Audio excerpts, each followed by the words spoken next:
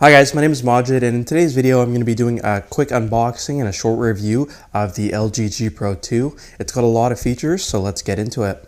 Alright guys, so taking a look at the box of the LG G Pro 2, you'll notice that it is a very big box with a very big phone inside. We'll get to that in a second. I just want to clear up, this is the Korean version of the phone, so we got it shipped from Korea.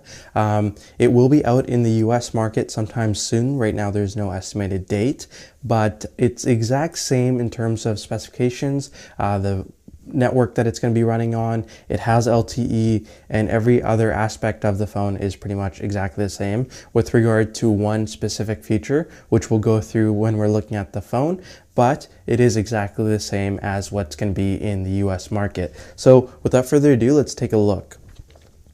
Now, opening up the box, the first thing you'll notice is the LG G Pro 2 itself.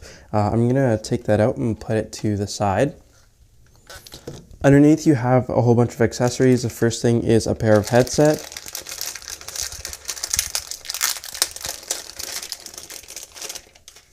So it does come with headphones and extra tips. So it's kind of nice with flat wiring so they don't tangle, or they're tangle resistant. You have some paperwork included as well, some stuff from Korean companies that most likely won't be useful if you're ordering this for the American market. So I'm going to put that to the side. The interesting thing is the phone actually comes with two batteries. This is one of them. The other battery I have in the phone itself, since I have opened it and put it together. Just wanted to give you guys a run through of what comes in it. So this is one of the batteries. It has an international power adapter, or I guess this would be from Korea. So any country that uses this power adapter, that's where it's for. It wouldn't really work in the North American market, but you'd have to get a different power adapter for you to charge your phone. Now, one of the coolest things it comes with is actually a dock. So it has a slot. Let's open it up. So it comes with an LG dock. You can dock your phone and put a battery right inside, so it charges it at the same time, with the USB port being right there for you to plug into your AC adapter in the wall. And underneath it's got some rubber padded feet, so it'll stay nice and grippy. So it's actually a really cool place to store your phone and charge it while you're using it, and it kind of looks nice too. It is a bigger phone, so it'll look great on this charging dock. Alright, so taking a look at the LG G Pro 2, you'll notice that it is a very large phone. It's actually one of the largest phones on the market. It has a screen size of 5.9 inches.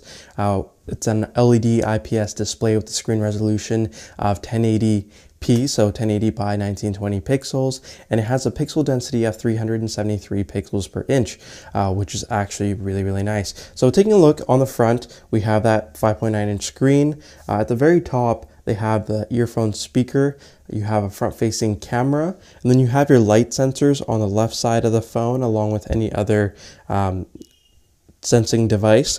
At the bottom, you have an LG logo. So another thing you have to notice about this phone is that the bezels are very, very slim. So it gives it kind of like a smaller form factor with having one of the biggest screens on the market. So taking a look at the back, the first thing you'll notice is the camera setup along with the three buttons. This is basically the power on, power off button, and then you have the volume up and down. The back facing camera, which is 13 megapixels, along with an LED flash. And of course you'll notice the LTE-A logo, which means that it is LTE compatible in the States and in Korea, so pretty much worldwide. And then you have the LG logo, and then the rear facing speaker for if you wanted to turn on speakerphone or whatever, listen to music, it's there for you. So on the bottom of the phone, you have the USB port for you to charge your device, along with a little microphone that will pick up your audio when you're having phone conversations. There's nothing on the sides. As you can see, they've eliminated the side buttons and had the volume button at the back, but when you go to the top, you have your headphone jack along with another microphone. There's an IR blaster, and this is very cool. This is actually the Korean model, so it has this built-in antenna which allows users to watch TV now, which is kind of cool, but I don't think you'll be able to use this very much in the American market. So taking a look at some of the internals, it has a Qualcomm Snapdragon 800 quad-core processor clocked at 2260 megahertz. It has the Adreno 330 GPU inside, which is more than capable of powering the 1080p display with any kind of graphics that you're playing from any application, so that'll be awesome. It comes in two memory sizes, 16 and 32 gigabytes. What it has here is the 32 gigabyte version. It has 3 gigabytes of RAM inside, so you can see it's one of the nicer phones in terms of specs. It's fully capable of handling anything that you throw at it. For storage expansion, it's got micro SD expansion up to 64 gigabytes, which is pretty awesome. And as I mentioned, it comes with 2 batteries out of the box, and they're both 3200 milliamp hour batteries, which will give you a significant amount of time in terms of usage. But if you do run out, you have the option to just take out your battery and put in the spare, which will be charged thanks to the dock, which is awesome. All right, so in terms of connectivity, this phone is fully featured. It features Bluetooth 4.0, Wi-Fi 802.11 ABGN and at 5 gigahertz, and AC, which is the current Wi-Fi standard. And of course, it lets you have the ability to set up mobile hotspots and share your internet with other devices. For USB, it uses USB 2.0, and it's using the micro USB connector, which is again on the connector that I showed you for the USB port.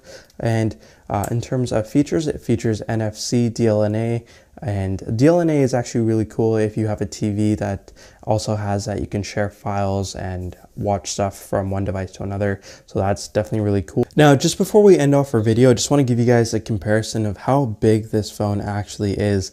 Now, 5.9 inches doesn't sound like a lot, but when you have screen measuring style diagonally, it adds a lot to either sides of the phone. Now, taking a look, I'm gonna put it right beside my iPhone 5S, and you'll notice how big it actually is. So the 5.9 inches really does add quite a lot of screen real estate to it. So you have a lot more, even though this is 1080p, you have a lot more usable real estate for doing whatever you're doing.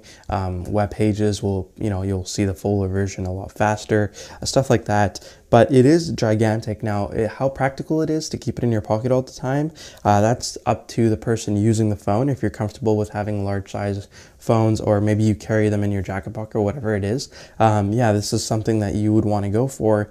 But before you actually buy the phone, you have to understand that this is one of the largest phones on the market. So if you're comfortable with a smaller size phone, I would hold off, because this, when you see it, it really surprises you in real life of how big it actually is. All right, guys, so thanks for watching our video. If you like the video, make sure to share it with your friends. It helps us out quite a bit and gets the word out there about our channel. Also, if you haven't already liked our Facebook page, please make sure to do so. We upload our latest videos on there as well, so you don't miss anything that we put out. And thanks again for watching, and we'll see you next time.